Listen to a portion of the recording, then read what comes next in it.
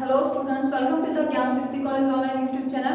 आज हम BSc second year की बॉटनी की पेपर सेकंड की जो हमारी यूनिट थी एल्गी से फंजाई से रिलेटेड, कवकों से रिलेटेड, उसी यूनिट को कंटिन्यू करेंगे। देखो उसके अंदर हमने क्या पढ़ लिया था। उसके अंदर हमने लास्ट क्लास में हमने देखा था कि जो क्लासिफिकेशन दिए हुए थे एल्गी से फंजाई से रिलेटेड, वो 3 टाइप के थे।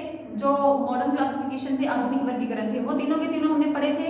उनके अंदर उनके सिम्टम्स क्या थे, मार्टिन का था, इलेक्ट्रोपैलस का था, मेम्स का था। ये सारे क्लासिफिकेशन हमने पढ़े थे। ठीक है, अब क्लासिफिकेशन को कंप्लीट करने के बाद जो हमारा आज का टॉपिक है वो है economic importance of algae.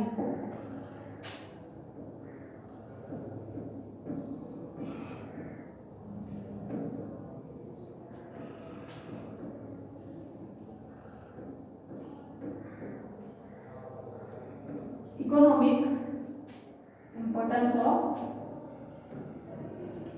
Fungi, यानी कि कवकों का आर्थिक महत्व। देखो क्या है इनका जो आर्थिक महत्व है, इकोनॉमिक इंपॉर्टेंस है। इसके अंदर हम ये देखेंगे कि जो कवक होते हैं उनका यूज हम डेली लाइफ में कैसे कर सकते हैं। ठीक है, हम क्लासिफिकेशन पढ़ा, कैरेक्टर्स पढ़े, हैबिटेट्स पढ़े। अब जो हमारा मेन टॉपिक है कि हम इनका यूज कहाँ करते हैं, कि हमें किस लिए जो कवक है उनको पढ़ना, उनकी स्टडी करना जो आवश्यक है, किस लिए। ठीक है, उसके बारे में हम इकोनॉमिक इंपॉर्टेंस के पढ़ेंगे, कवकों का आर्थिक महत्व। ठीक है, देखो जो कवक होते हैं, सबसे पहले तो एक बात ध्यान देनी होगी कि जो कवक होते हैं, फंजाई होते हैं, उनके अंदर क्लोरोफिल नहीं पाया जाता। क्लोरोफिल नहीं पाए जाने का मतलब क्या है? क्लोरोफिल नहीं पाए जाने का मतलब है कि ये स्वपोषी नहीं होते, यानी कि ये प्रकाश संश्लेषण नहीं करते। अगर ये प्रकाश संश्लेषण नहीं करते तो ये अपना भोजन खुद नहीं बना पाते। कौन? फंजाई। अगर ये अपना भोजन खुद नहीं बनाएंगे, ठीक है, तो ये दूसरों पर निर्भर करेंगे। दूसरों पर निर्भर करेंगे, या तो ये परजीवी होंगे या ये मृतजीवी होंगे। परजीवी और मृतजीवी का मतलब क्या होता है कि ऐसे कवक जो दूसरों से अपना भोजन प्रदान करते हैं उनको परजीवी या मृतजीवी कहते हैं। मृतजीवी तो ये मृत चीजों से पोषण प्रदान करेंगे, और परजीवी यानी दूसरों के ऊपर रहेंगे। ठीक है, तो कुछ कवक ऐसे भी होते हैं जो विभिन्न प्रकार के रोग फैलाते हैं। ये अपना भोजन तो लेते हैं, लेकिन उसके साथ साथ मनुष्यों में और जीव जंतुओं में क्या फैलाते हैं? रोग फैलाते हैं। जैसे फंगस डिजीज होती है हमारे अंदर, जो वो सारी किससे होती है? कवकों से होती है। ठीक है, सबसे पहले हम इनकी आर्थिक महत्व में यूजफुल एक्टिविटीज पढ़ते हैं। इनकी यूजफुल एक्टिविटी ऑफ फंजाई, यानी कि ये हानिकारक कब है और यूजफुल कब है। सबसे पहले हम इनके यूजफुल जो एक्टिविटीज है वो पढ़ेंगे कि हम कहाँ कहाँ इनका यूज कर सकते हैं।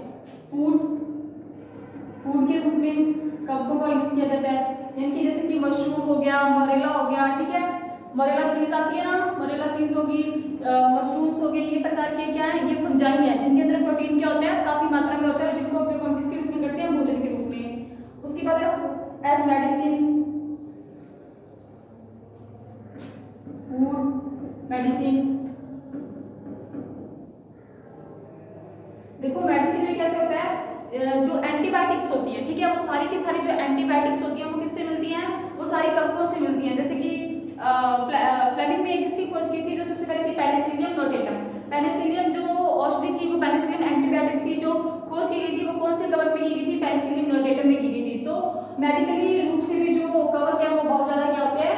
इंपॉर्टेंट होते हैं। ठीक है, उसके बाद है in agriculture, in industries, in agriculture, कृषि में इसका बहुत उपयोग होता है। इंडस्ट्री में कैसे होता है? जैसे यीस्ट होता है, यीस्ट का यूज किया जाता है इंडस्ट्री में प्रोडक्शन को बढ़ाने के लिए। फ्रेगमेंटेशन करते हैं इंडस्ट्री के अंदर, जो फ्रेगमेंटेशन होता है वो फ्रेगमेंटेशन में भी क्या यूज होते हैं? कवक यूज होते हैं। As a test organism, test organism मतलब किसी भी चीज का कोई हमें टेस्ट करना है, ठीक है, उसके ऊपर कोई प्रयोग करना है, एक्सपेरिमेंट करना है, तो उसके अंदर हम किसका यूज कर लेते हैं? फंजाई का यूज कर लेते हैं। ठीक है, अब सबसे पहले हम इसके अंदर देखेंगे कि भोजन के रूप में जो हम फंजाई का यूज करते हैं वो कैसे करते हैं। ठीक है, भोजन के रूप में देखो जो जातियां यूज में आती हैं वो कौन सी होती हैं। तो फूड के रूप में जो चीजें यूज की जाती हैं, जो कवक यूज किए जाते हैं, वो कौन से हम देखते हैं। देखो सबसे पहले फूड के रूप में जो यूज किया जाता है वो होता है जैसे कि मशरूम हो गया। ठीक है, मशरूम, मोरेला, ठीक है, मोरेला चीज होगी, मशरूम होगी, ये सारे क्या है? कवक है, जिनका खाद्य कवकों के रूप में में यूज किया जाता है, फूड के रूप में यूज किया जाता है, ठीक है। अब इनकी कौन कौन सी जातियां जिनका इंडिया में मेनली क्या होता है, यूज होता है, तो उनकी एग्जांपल है एगैरिकस, एगैरिकस, एगैरिकस कौन सा होता है, एगैरिकस एस्कुलेंटम, एगैरिकस कैम्पेस्ट्रिस होगी एक तो,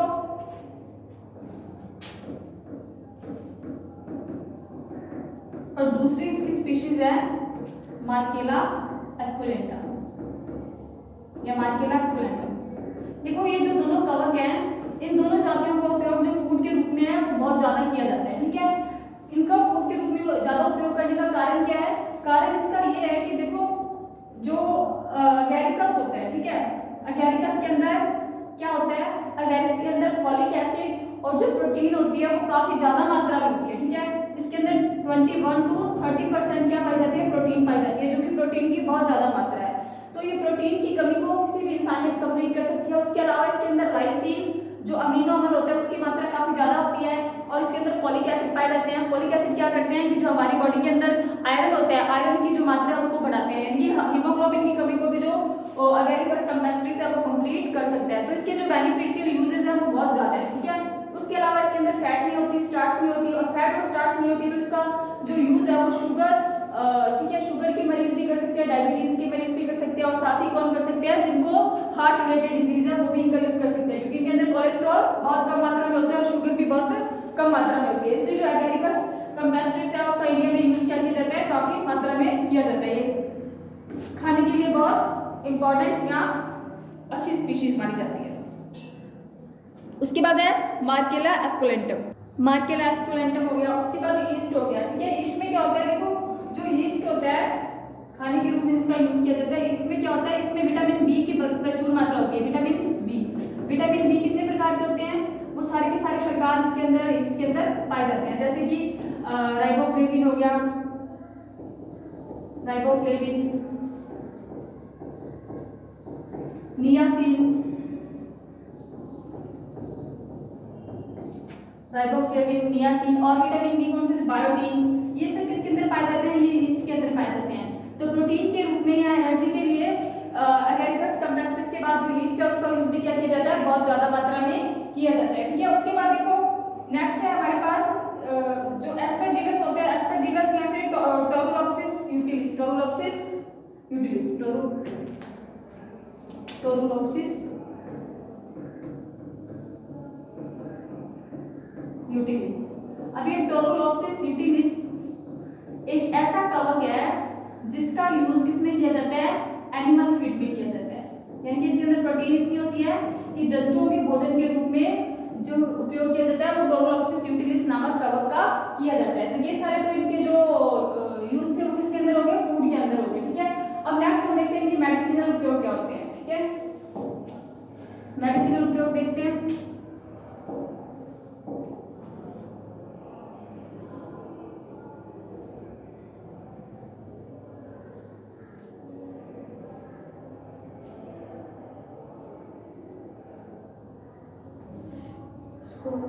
शॉर्ट करके और साइड में हेडिंग है medicinal use of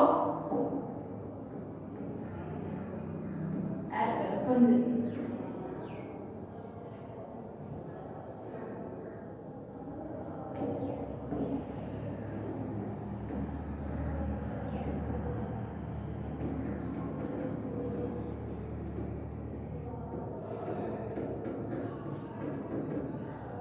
medicinal use of fungi में क्या होता है, देखो मेडिसिनल यूज ऑफ फंजाई में सबसे पहले कि जो सारे के सारे एंटीबायोटिक्स होते हैं वो किससे मिलते हैं, वो फंजाई से मिलते हैं। Source of all antibiotic medicine, ठीक है। ये सारे के सारे जो एंटीबायोटिक्स होते हैं वो मेनली हमें किससे मिलते हैं, फंजाई से मिलते हैं। कब कौन से मिलते हैं, कौन कौन से होते हैं इनमें, जैसे कि एफेड्रिन हो गया, ठीक है, एफेड्रिन हो गया, अर्गोट हो गया। एग्जांपल देखो इसके, एफेड्रिन,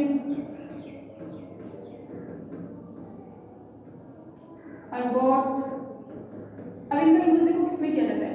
जो एफेड्रिन होता है, एफेड्रिन जो एंटीबायोटिक होता है या जो मेडिसिन होती है, इसका यूज नाक से रिलेटेड यानी कि नेजल और दमा से रिलेटेड जो भी डिजीज होती हैं उनके उपचार को जो यूज किया जाता है वो एफेड्रिन का किया जाता है। और ये एफेड्रिन होती है कौन से प्लांट से मिलती है? ये एफेड्रिन होती है वो एफिड्रा के प्लांट से मिलती है। एफिड्रा प्लांट होता है या एफिड्रा कवक भी बोल सकते हैं। इससे हमें जो क्या है एफेड्रिन नामक जो मेडिसिन होती है वो मिलती है, ठीक है। उसके बाद है हमारे पास अर्गोट। अब ये जो अर्गोट मेडिसिन होती है जो एंटीबायोटिक्स है, इसका यूज किसमें किया जाता है? इसका जो ये हमें मिलती है क्लेविसेप्स पर्पुरिया से, क्लेविसेप्स नामक कवक से,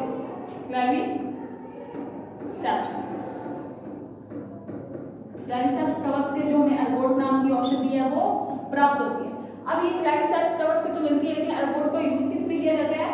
इसके अंदर देखो क्या होता है, इसके अंदर एल्कलॉइड्स होते हैं, ठीक है। तो जो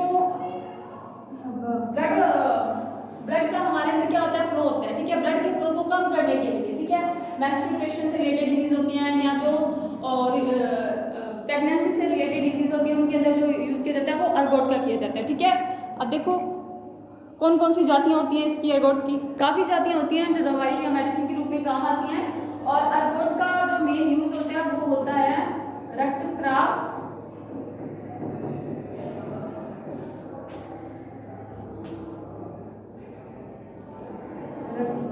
अवरोधक के रूप में, यानी कि रक्त के स्राव को ये कम करता है, अवरोध करता है उसका। जब ज्यादा ब्लड फ्लो होता है, ठीक है, तो उसको रोकने के लिए जो औषधि यूज की जाती है वो अर्गोट होती है और वो क्लेविसेप्स नामक कवक से मिलती है। और किसके अंदर किसमें यूज होता है इसका? रक्तस्राव को, ब्लड फ्लो को कम करने के लिए, ठीक है। उसके बाद नेक्स्ट है हमारे पास स्टेरॉइड्स। अब स्टेरॉइड्स देखो क्या होते हैं? स्टेरॉइड्स थर्ड हमारे पास स्टेरॉइड्स। स्टेरॉइड जो होते हैं ये प्राप्त होते हैं हमें एस्परजिलस कवक से, एस्परजिलस नाइगर नामक कवक से, एस्परजिलस नाइगर। अब इस एस्परजिलस नाइगर का जो यूज होता है, एस्परजिलस नाइगर का जो यूज होता है वो किसमें होता है? इससे बनी औषधि का यूज होता है गठिया से संबंधित बीमारियों की, जो गठिया से रिलेटेड डिजीज होती है उनका जो उपचार किया जाता है वो स्टेरॉइड से किया जाता है, ठीक है। तो उसके लिए क्या काम आता है? स्टेरॉइड्स। उसके बाद ईस्ट। ईस्ट जो यूज किया जाता है, ये ईस्ट हमें कौन से कवक से मिलता है? ये मिलता है हमें स्कैरोमाइसिस सेरेविस, स्कैरोमाइसिस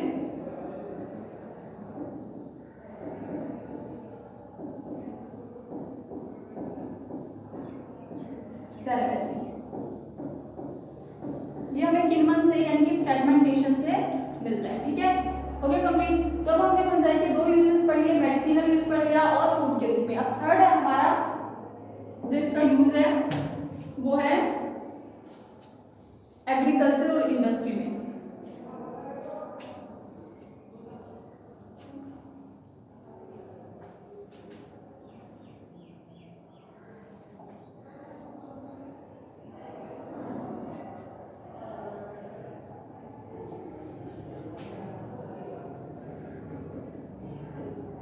एग्रीकल्चर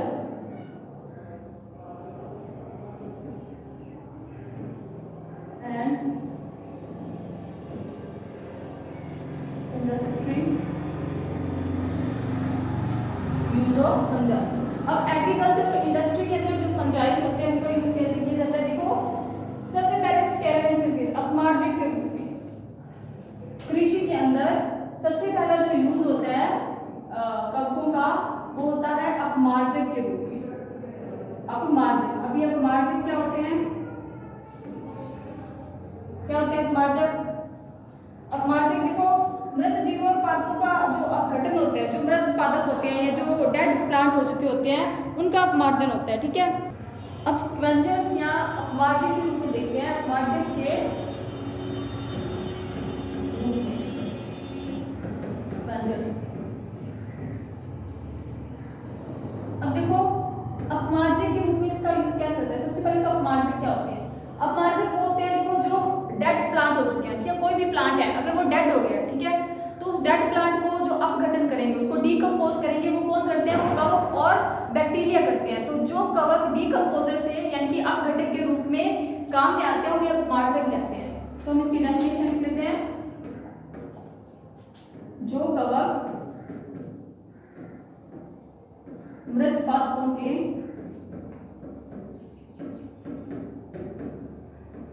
अपघटन में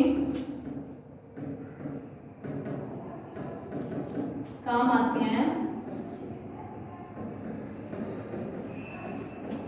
उन्हें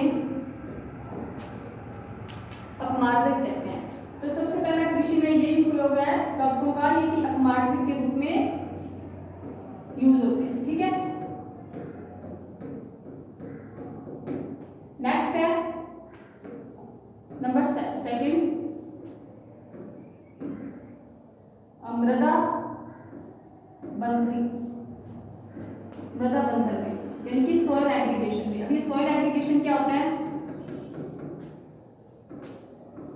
कुछ कवक देखिए, यहाँ कुछ कवक की स्पीशीज ऐसी होती हैं जो क्या करती हैं, जो मृदा के कणों को आपस में बांधने में सहायता प्रदान करती हैं। तो अगर मृदा के कण आपस में बंधे रहेंगे तो जो मृदा होगी वो क्या होगी, ज्यादा फर्टाइल होगी, और ज्यादा फर्टाइल मृदा होगी तो उसका जो प्रोडक्शन है वो भी क्या होगा, ज्यादा होगा। तो कुछ कवक मृदा के कणों को बांधने में सहायता करते हैं। इनमें इनके एग्जांपल है एस्परजिलस, राइजोपस, एस्परजिलस,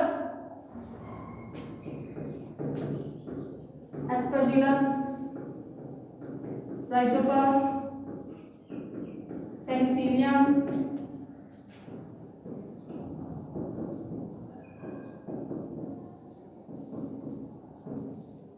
ठीक है, ये काम आते हैं मृदा बंधन या फिर सॉइल एग्रीगेशन में। थर्ड है इनका जो काम होता है जैव नियंत्रण इन बायोलॉजिकल कंट्रोल में। ठीक है,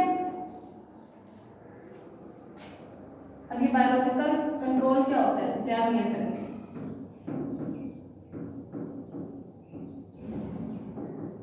देखो पौधों में कुछ बीमारियां या डिजीज होती हैं जो विभिन्न प्रकार के अलग अलग प्रकार के बैक्टीरिया या जीवाणुओं द्वारा फैलाई जाती हैं। तो कुछ कवक ऐसे भी होते हैं कि जो अपने में से ऐसे एंजाइम्स स्रावित करते हैं जो इस बैक्टीरिया की जो वृद्धि या ग्रोथ होती है उसको बंद कर देते हैं। अब ये कौन कौन से होते हैं जो जैव नियंत्रण या बायोलॉजिकल कंट्रोल में हेल्प करते हैं? जैसे ट्राइकोडर्मा लिग्नोरम, ट्राइकोडर्मा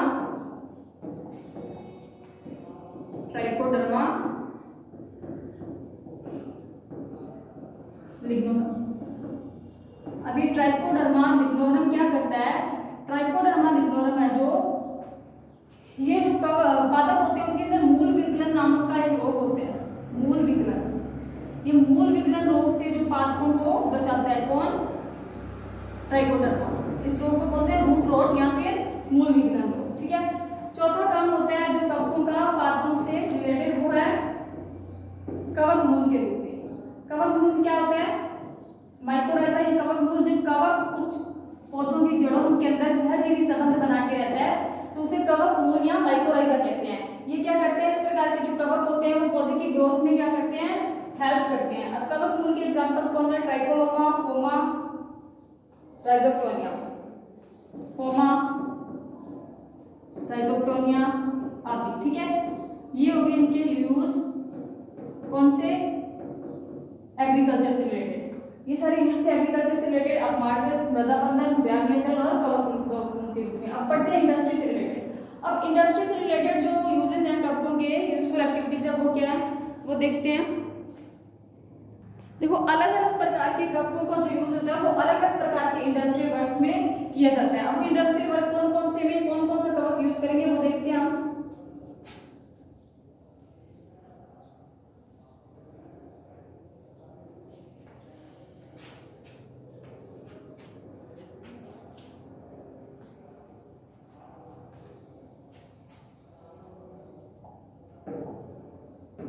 सबसे पहले तो पनीर उद्योग में, यानी कि पनीर जो निर्माण होता है, पनीर निर्माण के अंदर या पनीर चीज इंडस्ट्री के अंदर जो कवक का यूज किया जाता है, दूध से पनीर का निर्माण करने में जो कवक को हम यूज करते हैं वो कवक कौन सा होता है? वो होता है एस्परजिलस और पेनिसिलियम।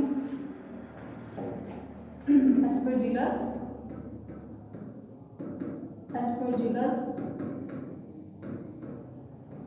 और पेनिसिलियम, इन दोनों की कुछ जातियों का यूज पनीर निर्माण में या पनीर प्रोडक्शन में किया जाता है। ठीक है, उसके बाद सेकंड है हमारे पास अल्कोहल निर्माण में। किसमें? अल्कोहल। Alcohol industry. अब अल्कोहल निर्माण में जो हमारे पास कवक यूज होते हैं या जो फंजाई यूज होते हैं वो कौन से होते हैं? अल्कोहल इंडस्ट्री में यूज होने वाले होते हैं यीस्ट व राइजोपस ऑरिजी, राइजोपस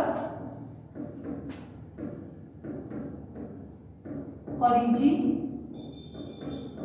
और इसके साथ यीस्ट की कुछ जातियां भी किसमें यूज होती हैं? अल्कोहल के निर्माण में यूज आती है। ठीक है, उसके बाद थर्ड इंडस्ट्री हमारी कार्बनिक अम्ल या ऑर्गेनिक एसिड्स बनाने के लिए। ठीक है, कार्बनिक अम्ल के निर्माण में, कार्बनिक अम्ल निर्माण। अब कार्बनिक अम्ल निर्माण में कौन सी जातियां यूज होंगी?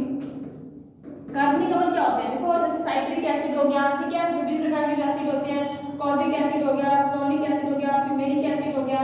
इनके अंदर जो ज्यादातर जातियां यूज होती हैं वो एस्परजिलस, नाइगर और म्यूकर की होती है। कौन सी? एस्परजिलस, नाइगर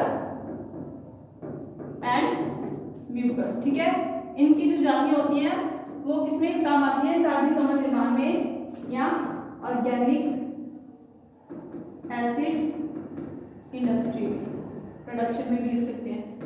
ठीक है, उसके बाद जो फोर्थ नंबर पे हमारा इंडस्ट्रियल वर्क है वो है वसा या फैट प्रोडक्शन का या फिर कार्बनिक विलायकों के निर्माण में। ठीक है, वर्णक हो गए, जिब्रेलिन हो गया। जिब्रेलिन क्या होता है? अब जिब्रेलिन के निर्माण में भी जिब्रेलिन हार्मोन होता है ना जो किसके अंदर पाया जाता है? प्लांट्स के अंदर। अब जिब्रेलिन के निर्माण में कौन सा कवक यूज में आता है? इसके निर्माण के लिए यूज में आता है जिब्रेला फ्यूजिकुराई, जिब्रेला फ्यूजिकुराई।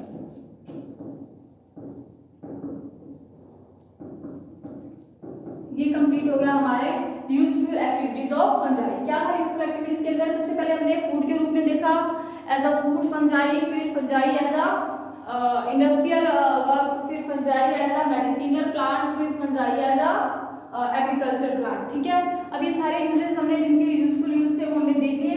अब हम देखते हैं कि इनके जो हानिकारक यूज है वो क्या है, हार्मफुल एक्टिविटीज इनकी क्या है। हार्मफुल एक्टिविटीज देखने से पहले हम देखेंगे कि इनका एक और यूज होता है, वो यूज इनका कौन सा होता है? As a test organism. अब ये टेस्ट ऑर्गेनिज्म देखो क्या होते हैं कि किसी भी चीज का हमें एक्सपेरिमेंट करना है, टेस्ट करना है, तो उसके लिए हम टेस्ट ऑर्गेनिज्म के रूप में भी कवक का कर सकते हैं। ठीक है, तो अब वो कौन से है टेस्ट ऑर्गेनिज्म के रूप में जो यूज होते हैं? Fungi as a test organism. ठीक है, कौन कौन से फंजाई यूज होंगे इसमें? इधर फ्लैश पढ़ रहे थे, इसके अंदर यूज होते हैं न्यूरोस्पोरा क्रेसा, मेनली होते हैं वो होते हैं न्यूरोस्पोरा क्रेसा नामक का जो कवक होता है। तो जो जेनेटिक्स से रिलेटेड एक्सपेरिमेंट्स किए जाते हैं ना, डीएनए आरएनए से रिलेटेड, वो किस कवक पे किए जाते हैं? वो न्यूरोस्पोरा क्रेसा पे किए जाते हैं। ठीक है, इस प्रकार ये इनकी यूजफुल एक्टिविटीज थी वो यही तक थी, वो कंप्लीट हो गई हैं। अब हम इनकी देखते हैं harmful activities, harmful activities of fungi.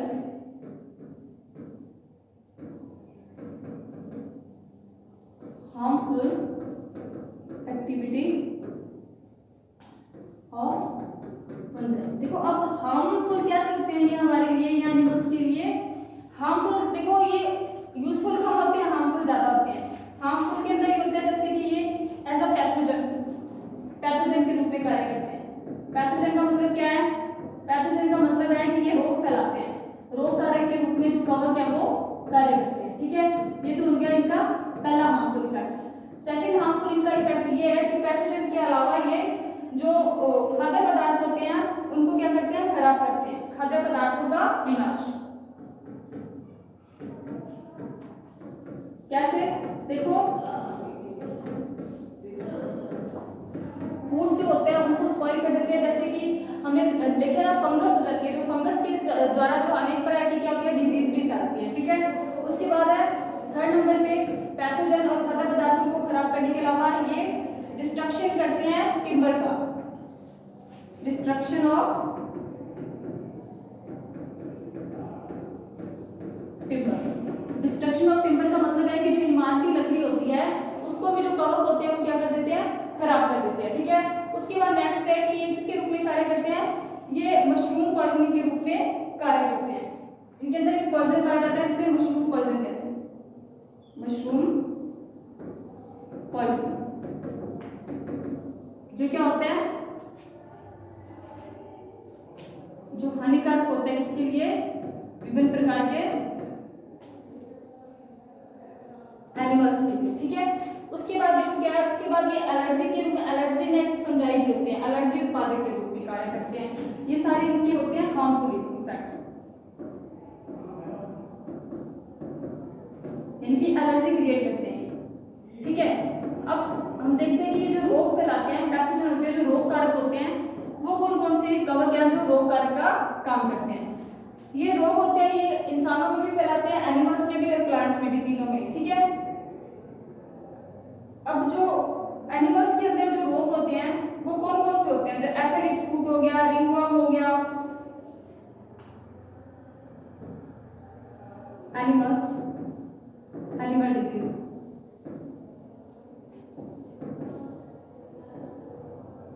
कौन कौन सी एनिमल डिजीज, एथेरिक फूट,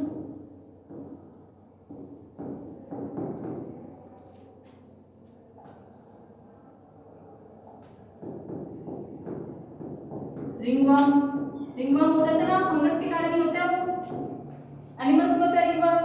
उसके अलावा हो गया एस्परजिलोसिस, पेनिसिलोसिस, एस्परजिलोसिस,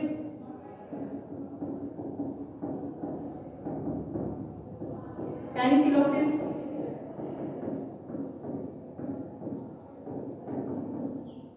ठीक है। ये तो क्या हो गए सारे के सारे एनिमल डिजीज होगी। उसके बाद प्लांट डिजीज कौन सी होती है, जो कवक फैलाते हैं,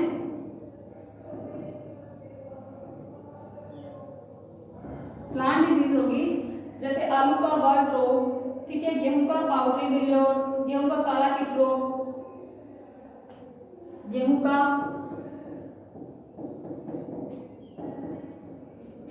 काला कीट रोग, ये सब कवकों से होते हैं।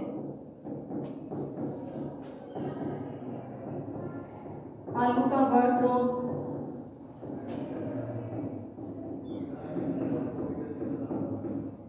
ठीक है। तो देखो आज की क्लास में हमने इकोनॉमिक इंपॉर्टेंस ऑफ फंजाई देखी, इसमें यूजफुल और हार्मफुल इफेक्ट दोनों पढ़े। बाकी हम नेक्स्ट क्लास में करेंगे। आज के लिए इतना सफिशिएंट है। Thank you so much.